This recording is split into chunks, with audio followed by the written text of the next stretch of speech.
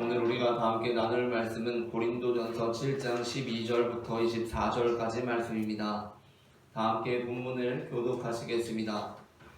그 나머지 사람들에게 내가 말하노니 이는 주의 명령이 아니라 만일 어떤 형제에게 믿지 아니하는 아내가 있어 남편과 함께 살기를 좋아하거든 그를 버리지 말며 어떤 여자에게 믿지 아니하는 남편이 있어 아내와 살기를 좋아하거든 그 남편을 버리지 말라. 믿지 아니하는 남편이 아내로 말미암아 거룩하게 되고 믿지 아니하는 아내가 남편으로 말미암아 거룩하게 되나니 그렇지 아니하면 너희 자녀도 깨끗하지 못하니라. 그러나 이제 거룩하니라. 또 믿지 아니하는 자가 들리거든 갈리게 하라. 언제나 집이나 이런 일이 후회될 것이 없느니라. 그러나 하나님은 학교 중에서 너희를 부르셨느니라. 아내된 자여 네가 남편을 구원하는지 어찌 알 수 있으며 남편된 자여 네가 네 아내를 구원하는지 어찌 알 수 있으리요. 오직 주께서 각 사람에게 나눠주시므로 하나님이 각 사람을 부르시므로 행하라. 내가 모든 교회에서 우리와 같이 명하노라. 할례자로서 부르심을 받은 자가 있느냐 무할례자가 되지 말며 무할례자로 부르심을 받은 자가 있느냐 할례를 받지 말라. 할례받는 것도 아무것도 아니요 할례받지 않는 것도 아무것도 아니오되 오직 하나님의 계명을 지키는 따름이니라. 각 사람은 부르심을 받은 그 부르심 그대로 지내라. 네가 스스로 있을 때 부르심을 염려하지 말라. 그러나 네가 새롭게 될 수 있거든 그것을 이용하라. 주 안에서 부르심을 받은 자는 종이라도 주께 속한 자유인이요 또 그와 같이 자유인으로 있을 때에 부르심을 받은 자는 그리스도의 종이니라. 너희는 값으로 사시는 것이 사람의 종이 되지 말라. 함께 읽겠습니다. 형제들아 너희는 각각 부르심을 받은 그대로 하나님과 함께 거하라. 아멘. 미국에 사는 10살 제임스와 동생 9살 조는 주립 어린이 도서관의 어린이 동화 책들 사이에서 어느 책으로부터인가 떨어져 나온 납장 하나를 발견하게 되었습니다. 그 한 장짜리 납장에는 청개구리 사파와 함께 엄마 청개구리는 아들 청개구리에게 엄마가 죽으면 냇가 근처에 묻어달라고 했어요 라고 영어로 쓰여 있었습니다. 제임스는 그 내용을 보고 엄마 청개구리가 죽으면 왜 냇가 근처에 묻어달라고 했는지 의아했습니다. 왜냐하면 냇가 근처에 묻게 되면 비가 많이 올 경우 장지가 훼손될 수 있다는 것 정도는 알고 있었기 때문이었습니다. 그래서 10살 형 제임스는 9살 동생 존에게 엄마가 그렇게 말했더라도 엄마를 냇가에 묻어서는 안 될 것이라고 말했습니다. 그러나 동생 존의 생각이 달랐습니다. 그들이 볼 수 있는 정보라고는 그 한 장짜리 납장에 불과했기 때문에 존은 어찌됐든 엄마가 냇가에 묻으라고 했으니 냇가에 묻는 것이 맞다고 주장했습니다. 그렇게 제임스와 존은 그 납장 한 장을 도서관 사서 선생님께 가져다 드렸습니다. 책을 찾아서 붙여달라는 의미로 가져다 드렸습니다. 그리고 제임스와 존은 사서 선생님께서는 이 내용에 관하여 어떻게 생각하시느냐고 여쭈었습니다. 그러자 선생님은 빙긋이 웃으면서 머나먼 나라 한국의 전래동화인 청개구리 이야기를 들려주었습니다. 그러고 나자 제임스와 존의 마음은 한결 편안해졌습니다. 이제야 엄마를 어디에 묻어야 하는지 둘 다 확실하게 알게 되었기 때문이었습니다. 이제 엄마를 냇가에 묻어야 한다고 주장하던 동생 존 역시 이제는 엄마를 냇가가 아니라 산에 묻어야 한다는 데 동의했습니다. 뿐만 아니라 또한 형 제임스 역시 이전에는 엄마를 냇가에 묻어서는 안 된다고 주장을 하면서도 왠지 모르게 이 찜찜한 기분을 지울 수가 없었는데 이제는 자신있게 엄마를 냇가에 묻지 않고 산에 묻어야 한다라고 주장할 수 있게 되었습니다. 이처럼 그 맥락을 알아야만 이해되는 상황들이 있습니다. 우리가 그 맥락을 모를 때 우리는 엄마 청개구리를 냇가에 묻어달라는 내용을 발견하고서는 순진하게 진짜 냇가에 묻어야 한다고 주장하거나 심사숙고해보고 그래도 냇가에 묻어서는 안 된다고 주장을 하면서도 이 어딘가 이 불편한 기분, 어딘가 찜찜한 기분을 지울 수가 없는 것입니다. 성경 역시 마찬가지입니다. 바울은 고린도전서 7장에서 고린도 교회 성도들에게 대체로 그냥 그대로 지내라 라고 합니다. 결혼했으면 결혼한 대로 지내고 안 했으면 안 한 대로 지내는 것까지는 괜찮은데 이혼하자고 하면 이혼하라 라고 합니다. 이것이 도대체 무슨 말씀입니까? 할례자는 할례자로 그대로 지내고 무할례자는 무할례자로 그대로 지내라고 합니다. 그러면 이것이 정말 그냥 할례자는 할례자 그대로 지내고 무할례자는 무할례자 그대로 지내라는 말씀입니까? 그렇지 않다는 것입니다.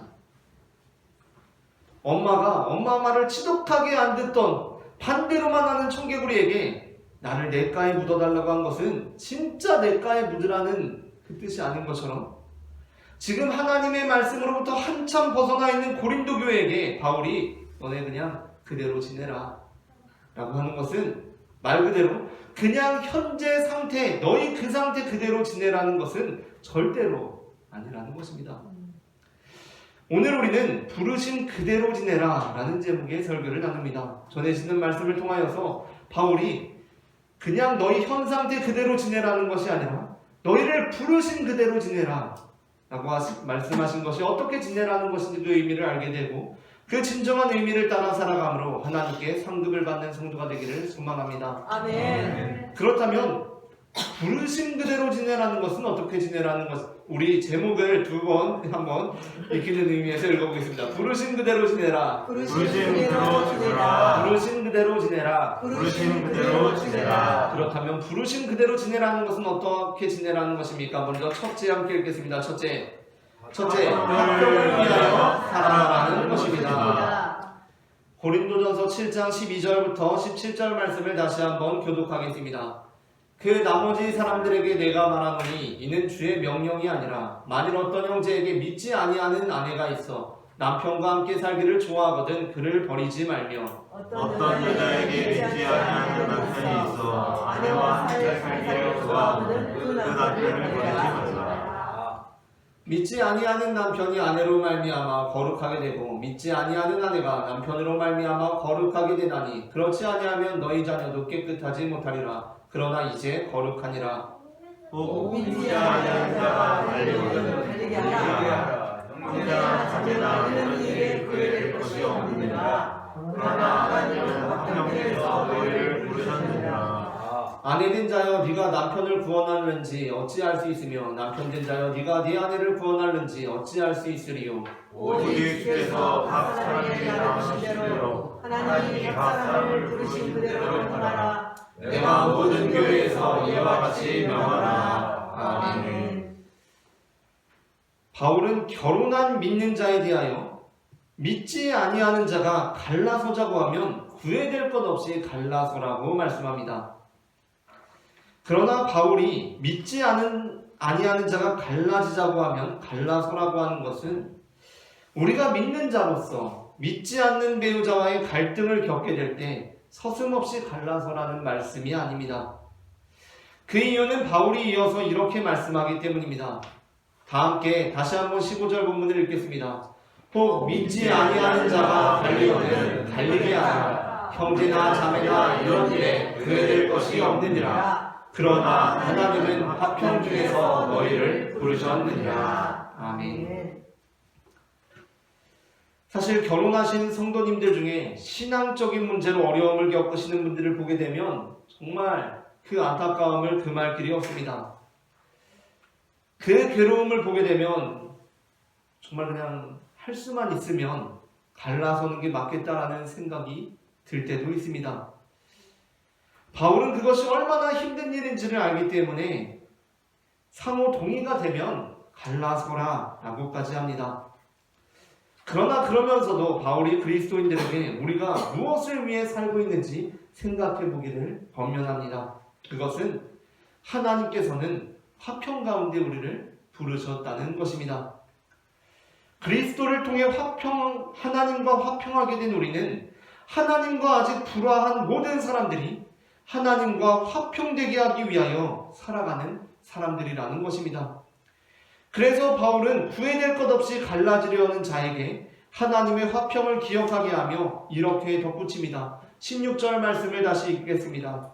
아내된 자여 네가 남편을 구원하는지 어찌할 수 있으며 남편된 자여 네가 네 아내를 구원하는지 어찌할 수 있으며. 아멘.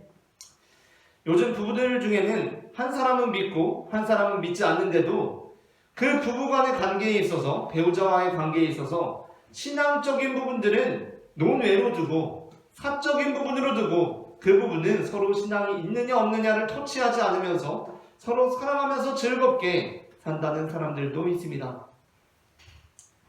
저는 사실 그런 사람들 중에는 겉으로는 쿨한 척하고 있지만 마음속으로는 배우자의 구원을 위해 누구보다 뜨겁게 기도하는 사람들이 있음을 알고 있습니다. 아멘.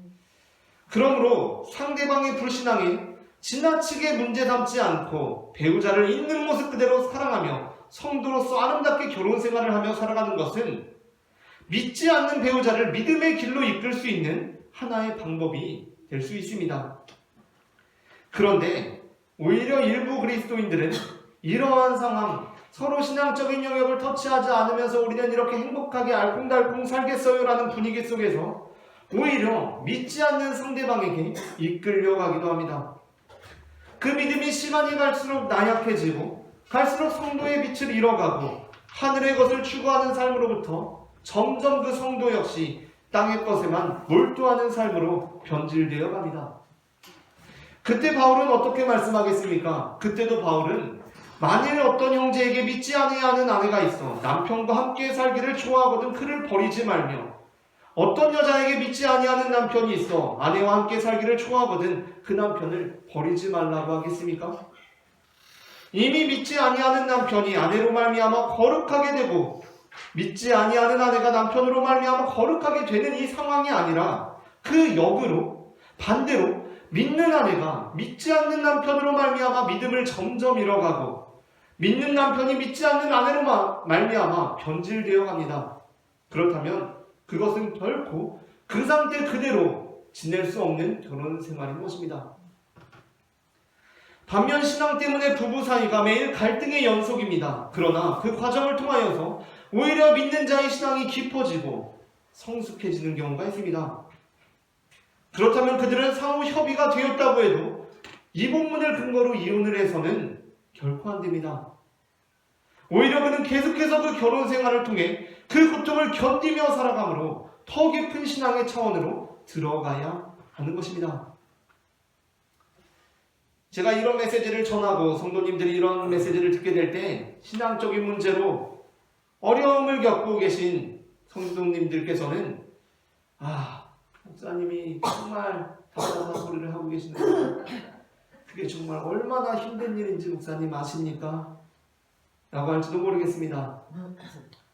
그게 얼마나 힘든 일인지 안다면 계속 그렇게 살라고는 절대로 말하지 못하실 것입니다. 라고 할 것입니다. 그렇습니다. 제가 어떻게 그 고통을 다 알 수 있겠습니까? 제가 어릴 때만 해도 진짜로 제가 아는 집사님이나 권사님들 중에는 믿지 않는 남편으로부터 맞고 교회에 오시는 분들도 계시다는 얘기를 들었습니다. 그런데 제가 어떻게 그 고통을 알 수 있겠습니까? 저는 모릅니다. 그러나 주님께서는 아시지 않으시겠습니까? 만일 우리의 인생이 이 땅에서의 일생뿐이라면 그 젊을 때 결혼 한 번 잘못해서 일평생을 고통 중에 살다 간 사람은 세상에서 가장 불쌍한 사람 중 한 사람일 것입니다. 그러나 우리는 이 땅에서의 삶이 전부가 아니라는 것을 알고 있습니다. 우리는 죽음 이후에 하늘나라에서 주님을 만날 것입니다. 그때 이 땅에서 믿지 않는 배우자로부터 온갖 모욕과 수모를 당하면서도 그 사람 역시 하나님과 화평한 관계가 되게 만들기 위해서 그 사람을 위해 헌신하고 그를 위해 봉사하고 그를 사랑하고 그를 끝까지 섬긴 나의 인생은 그 모든 것을 다 하시는 주님으로부터 위로를 얻을 것입니다. 아멘. 호세아 선지자는 하나님으로부터 고멜이라는 여인과 결혼하라는 말씀을 받았습니다. 그런데 고멜이라는 여인은 아주 나쁜 여자였습니다. 이 여자는 자신의 남편에 충실하지 않고 계속해서 행음하는 여자였습니다. 우리가 만일 결혼을 했는데 그 배우자가 계속 바람을 피웁니다. 그러면 우리는 어떤 생각이 들겠습니까? 아, 이 사람은 하나님께서 예비하신 사람이 아니었나 보다 라고 생각하지 않겠습니까? 그런데 아니었습니다. 바로 그 사람이 하나님께서 호세아에게 예비하신 사람이었습니다. 아니 근데 왜 이런 사람을 예비하신 것입니까? 그 이유는 하나님께서 그 결혼 생활을 통해서 호세아를 향한 하나님의 사랑이 어떠한 것인지를 깨닫게 하시기 위함이었습니다. 그리고 또한 배우자의 계속되는 외도 속에서도 그를 포기하지 않는 나를 통해 온 교회와 세상이 하나님의 사랑이 무엇인지를 알게 하기 위해, 그리고 또한 바로 그 사람 고멜이 신실하신 하나님을 믿는 호세아를 통해 신실하신 하나님이 어떠한 분이신지를 깨닫게 하시기 위해 바로 그 사람을 예비하신 것입니다. 우리는 고멜 이 사람은 나를 위해 예비하신 사람이 아닌가 보다 라고 생각하는데, 하나님께서는 고멜 그 사람을 통해 바로 나를 예비하시는 것입니다. 그렇다면 하나님께서는 내 행복 따위는 안중에도 없는 것입니까? 그렇지 않습니다. 하나님께서는 우리의 행복을 위해 그렇게 하신 것입니다. 만일 우리의 삶이 이 땅에서의 삶뿐이라면 우리로 하여금 고달픈 결혼 생활을 하게 하신 하나님은 우리의 행복 따위는 안중에도 없으신 분이십니다. 그러나 우리의 삶은 이 세상의 삶이 전부가 아닙니다. 우리는 영원한 하늘나라에서 우리의 신랑 되신 예수님과 영원히 살 사람들입니다. 아멘. 우리는 그곳에서 우리의 모든 아픔과 슬픔을 아시는 주님의 위로를 얻고 이 땅의 것과는 비교할 수 없는 상급을 누릴 것입니다. 아멘. 그러므로 바울이 믿지 아니하는 배우자와 그대로 지내라는 것은 단순히 그 상황을 지속하라는 뜻이거나 합의하에 결별하라는 것을 의미하는 것이 아니라 그 사람 역시 하나님과 화평케 될 수 있도록 살아가라는 것을 의미합니다. 다음으로 둘째 함께 읽겠습니다. 둘째, 하나님의 계명을 지키며 살아가는 것입니다. 바울이 우리에게 그냥 그대로 현상대 그대로 지내라는 것이 아니라 부르심 그대로 지내라는 것은 바로 하나님의 계명을 지키며 살아가는 것입니다. 고린도전서 7장 17절부터 20절 말씀을 한 절씩 읽고 마지막 절 합독하겠습니다.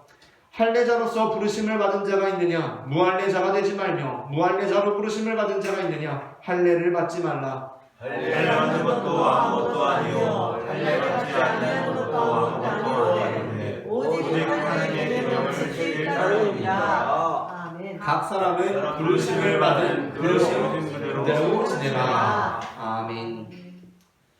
바울은 우리가 할례자로서 부르심을 받았으면 그저 할례자로서, 무할례자로 부르심을 받았으면 그저 무할례자로서 지내라고 말씀합니다. 이 말씀은 할례자들은 할례자로서 무할례자들을 경멸하지 말고 무할례자들은 무할례자로서 할례자들을 비난하지 말라는 말씀입니다. 그러나 우리는 이 본문을 근거로 할례자로서 부르심을 받았기에 여전히 할례자로 그냥 그렇게 있음에 대하여, 또한 무할례자로서 부르심을 받았기에 여전히 무할례자로 그냥 그렇게 있음에 대하여 옹호하는 구절로 사용해서는 안 됩니다. 바울의 요점은 어디에 있습니까? 우리가 하나님의 계명을 지켜야 한다는 것입니다. 하지만 할례자들은 할례를 하는 것이 하나님의 계명이라는 신념으로 무할례자들도 할례자가 되어야 한다고 주장하는 것입니다. 그렇다면 바울이 오직 하나님의 계명을 지키라는 것은 어떠한 말씀입니까? 그것은 그 계명이 가리키고 있는 그 계명의 진짜 의미를 지키는 자들이 되라는 말씀입니다. 성경에는 분명 할례를 행하라는 계명이 기록되어 있습니다. 그러나 그 계명은 계명 자체로 중요한 것이 아니라 그 계명을 통해 알리고자 하시는 하나님의 뜻이 중요한 것입니다. 그렇다면 할례라는 계명에 담긴 하나님의 뜻은 무엇입니까? 하나님께서는 아들을 약속받은 아브라함이 사라의 몸중 하가를 통해 이스마엘이라는 아들을 낳은 후 다시 사라를 통한 아들을 약속하시며 할례라는 계명을 주셨습니다. 그러니까 아브라함이 하나님으로부터 그 아들을 약속받고 나서도 자신에게 아들이 없으니까 자신의 힘으로 무언가를 해보려고 하가를 통해서 이스마엘이라는 아들을 낳은 후에 하나님께서는 다시 아브라함에게 나는 사라를 통해서 너에게 아들을 줄 것이다. 나는 전능한 하나님이다. 라는 것을 알리면서 아브라함에게 할례라는 계명을 주신 것입니다. 그러므로 할례는 무엇입니까? 할례는 나의 무능함을 바라보게 하는 것입니다. 또한 할례는 하나님의 전능함을 기억하는 징표입니다. 그러므로 바울이 할례자로서 부르심을 받은 자가 있다면 무할례자가 되지 말고 무할례자로 부르심을 받은 자가 있다면 할례를 받지 말라고 한 것은 그냥 말 그대로 할례를 받았으면 받은 그대로, 받지 않았으면 받지 않은 그대로 있으라는 뜻이 아닙니다. 바울이 할례자로 부르심을 받았으면 무할례자가 되지 말고 그대로 있으라고 한 것은 우리가 할례자로서 우리들에게 할례를 행하심으로 우리의 무능함을 깨닫게 하시고 전능하신 하나님을 바라보게 하신 하나님께서 저 무할례자들 역시 하나님의 전능하심으로 구원하시리라는 것을 바라보라는 것이며, 또한 무할례자로 부르심을 받았다면 할례자가 되지 말고 그대로 있으라는 것은 할례자들의 저 결연함을 통해 도전을 받고 우리는 비록 육신의 할례는 받지 않았을지라도 육신의 할례를 넘어 역사하시는 전능하신 하나님을 바라보며 그 마음의 할례를 행하는 삶을 살아가라는 것입니다. 아멘. 그러므로 바울이 할례자는 할례자로 무할례자는 무할례자로 그대로 있으라는 것은 그저 현재의 상태 그대로를 유지하고 할례자와 무할례자가 대치하여 서로 평행선을 그리라는 것이 아닙니다. 불과 몇십 년 전만 해도 우리나라에도 남녀 차별이 굉장히 심했고 심지어 선교 초기에는 남자와 여자가 같은 자리에서 예배를 드릴 수가 없었습니다. 그런데 그러한 상황 속에서 할례자는 할례자로 무할례자는 무할례자로 있으라는 말씀이 어떠한 말씀으로 받아들여지겠습니까?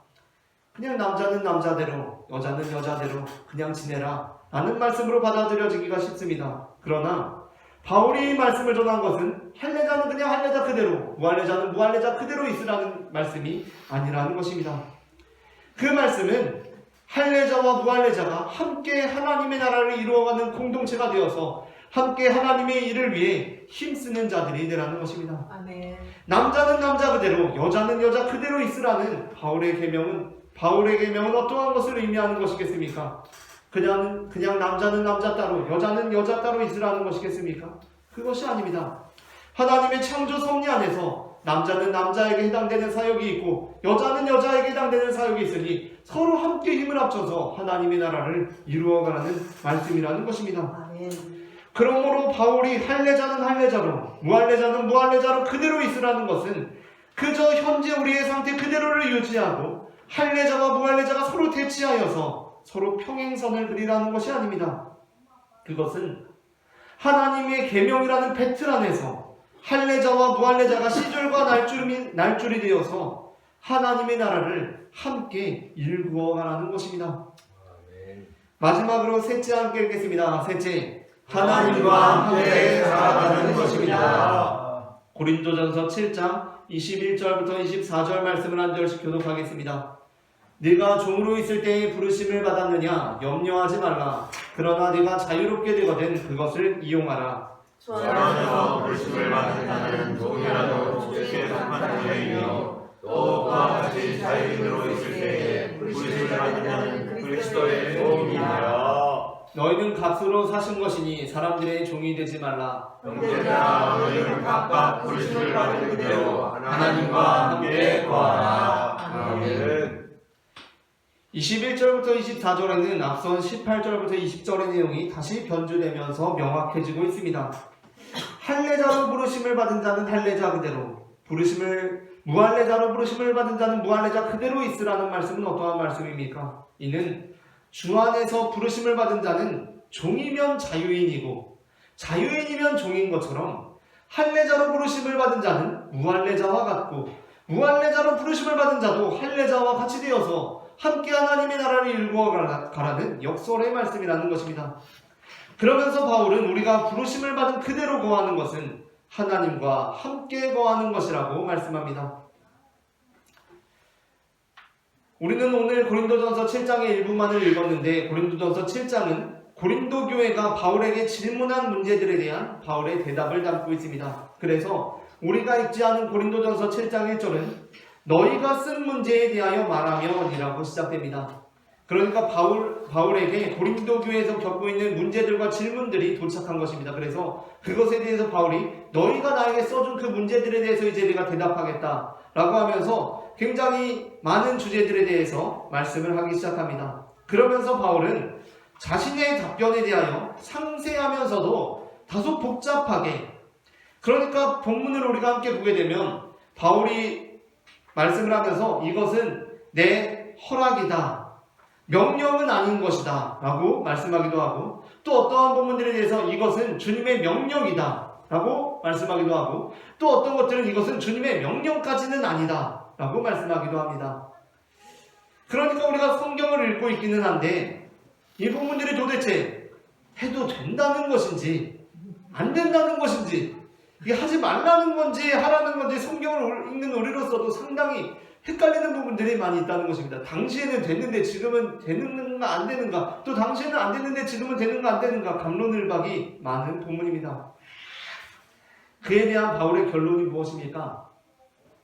하나님과 함께 거하라는 것입니다. 중경 기업의 오너이자 딸바보였던 홍길동 장로는, 딸바보 아십니까? 딸을 너무나 사랑해서 딸만 쳐다보면 바보같이 웃는 사람들을 딸바보라고 합니다. 중경 기업의 오너이자 딸바보였던 홍길동 장로는 딸이 있었기 때문인지는 몰라도 자신의 기업 안에 여직원들이 직장생활하는 가운데 겪게 되는 어떤 그런 성적 수치심에 대해서 늘 주의를 기울이면서 그렇게 기업을 운영하고 있었습니다. 하지만 자신이 이렇게 직원들로부터 그러한 내용들을 보고들을 듣다 보면 여직원들이 직장생활하는 가운데 경험하는 어떤 성희롱적인 이런 상황들, 성적 수치심을 느끼는 이런 상황들에 대한 호소는 해마다 직장 내 성희롱 방지 교육을 매년 실시하는데도 불구하고 좀처럼 나아지지가 않았습니다. 그런데 이번 연도에 교육한 후에는 눈에 띄게 그 상황이 달라진 것을 홍길동 장로님도 느끼게 되었습니다. 얼마 지나지 않아서 실제로 여직원들로부터 우리 회사 남자 직원들의 말과 행동이 많이 개선되었다라는 보고들이 올라오게 되었습니다. 홍길동 장로님이 너무나 기분이 좋아서 이번 교육에 참석한 임원에게 이번 교육이 대체 이전 교육들과 특별한 차이점이 있었느냐라고 묻게 되었습니다. 그러자 그 남자 임원이 이렇게 대답했습니다. 이번 교육은 분명한 차이가 있었습니다. 이전에 우리가 숱하게 이 교육을 실시했지만 이전에 온 강사들이 매번 했던 이야기가 무엇이냐면, 그 남자 직원들에게 여러분, 여자 직원을 대할 때 여러분 한번 자기 딸처럼 대해보세요. 그러면 아무런 문제가 없을 거예요 라고 했다는 것입니다. 그런데 이번 강사는 달랐다는 것입니다. 이번 강사는 우리에게 이렇게 말했습니다. 여러분, 여직원들을 대할 때 사장님 따님을 대하듯 하면 전혀 문제가 없을 것입니다 라는 것입니다. 한국 남자들이 얼마나 조심성이 없는지 딸처럼 대하라고 하면 진짜 딸처럼 대하라고 합니다. 딸처럼 대하라는 것은 그런 의미가 아닌데, 딸처럼 대하라고 하면 진짜 너무 조심성 없이 대하는 것입니다. 그런데 사장님 따님을 대하라듯이 하니까 이제 그 생각이 전환되는 것입니다. 그러고 보면 사실 성희롱 예방 교육이라는 것이 따로 별것이 없습니다.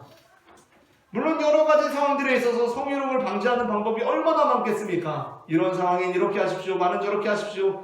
그것을 상황별로 다 일일이 언어 표현부터 시선부터 행동부터 다 교육하기가 사실상 불가능하다는 것입니다.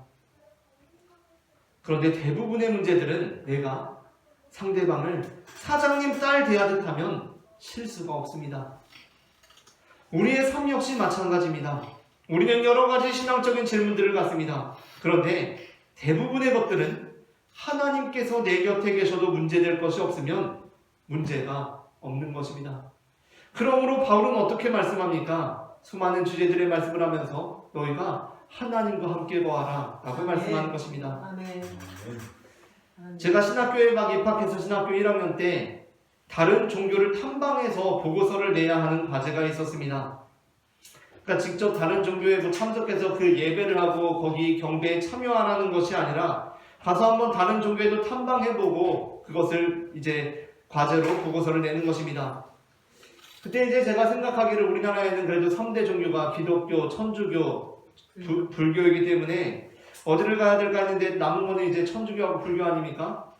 불교는 뭐 수학여행 때도 여러 번 가보고 했는데 직접 이제 어떤 종교의식에 참여하는 의미로 가게 되다 보니까 불교의 종교의식으로 참여하러 가게 되니까 왠지 굉장히 좀 껄끄럽고 왠지 무서운 마음이 들었습니다. 가보면 막 앞에 도깨비 같은 것도 그려져 있고 불상도 있고 하니까 거기는 수학여행 때 가보긴 했지만 뭔가 이 종교의식으로는 좀 뭔가 제가 어려움이 있을 것 같아서 그래도 천주교는 그래도 그렇게 부대끼지는 않을 것 같다라는 마음으로 성당에 가게 되었습니다. 그때 제가 성당에 처음 가보게 되었는데 성당에 가보니까 성당이 눈에 보이는 걸로 가시적으로 교회와 가장 큰 차이를 보이는 것이 있었습니다. 그것은 바로 성당의 십자가에는 예수님께서 매달려 계신 것이었습니다. 우리 교회 십자가에는 예수님이 안 매달려 계시지 않습니까? 그런데 아마 그런 이미지를 보신 분들이 계실 것입니다. 십자가에 정말 예수님께서 똑같이 이 나무로 조각이 되어서 예수님께서 매달려 계십니다. 당시 저는 보고서에 이렇게 적었습니다. 십자가에 예수님께서 매달려 계시니 차마 그 앞에서 하나님, 저 인간관계로 아주 죽겠습니다. 하나님, 저 좀 대박나게 도와주십시오. 라고 기도하기 전에 한 번 더 생각해 보게 되었다. 교회에는 십자가가 있지만 대체로 단순한 모양이고 심지어 요즘 건축하는 예배당 십자가는 세련된 모양도 많이 있습니다. 그런데 그렇다 보니까 이것이 그냥 큰 액세서리처럼 보일 때도 많이 있습니다. 그 십자가가 아름다움을 느끼기는 하지만 우리를 위해 십자가에서 물과 피를 쏟으신 주님께서 지금 이 자리에 우리와 함께 계신다는 것은 조금도 기억하지 못하게 하는 것입니다. 만일 이 앞에 예수님께서 십자가에 달리셔서 보혈의 피와 물과 피를 쏟고 계신 것을 우리가 믿음의 눈을 들어 바라볼 수 있다면 우리의 삶은 지금과 많이 달라질 수 있을 것입니다. 말씀을 마칩니다. 부르심 그대로 지내라는 것은 화평을 위하여 살아가라는 것이며 하나님의 계명을 지키며 살아가라는 것이고 하나님과 함께 살아가라는 것을 의미합니다. 우리가 우리를 부르신 주님의 그 음성을 기억하며 오늘도 현재의 상태 그대로 살아가라는 것이 아니라 주님께서 우리를 부르신 그대로 살아가는 성도가 되기를 소망합니다.